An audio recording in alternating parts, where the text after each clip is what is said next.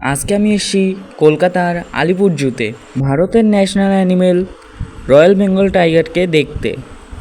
প্রথমেই এসে দর্শন হয় কটা টিকটিকির সাথে, কিন্তু এখানকার টিকটিকিগুলো ভীষণ বড় বড়। তারপর দেখলাম পৃথিবীর সব থেকে পুরনো প্রাণী, মানে কালো সাদা রঙের ঘোড়া।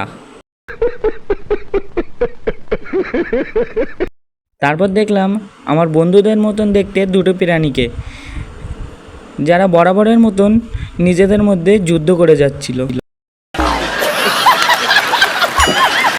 তারপরে দেখলাম এদের নাম কিতা কি জানি, বড় বড় ইঁদুরের মতন দেখতে। কেউ যদি নাম জেনে থাকো তাহলে কমেন্টে বলে দিও। সব তো দেখলাম, কিন্তু বাঘ কই? বাঘকে তো পেলাম না, তাই বাঘ দেখার জন্য রওনা দিলাম। এ কি, বিড়ালের মতন এত বড় প্রাণীটা কি? 2 hours later.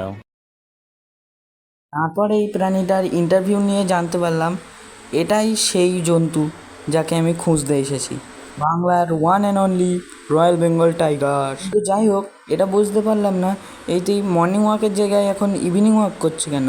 তবে দেখা হবে অন্য কোনো ব্লগে, ততক্ষণ পর্যন্ত বাই বাই।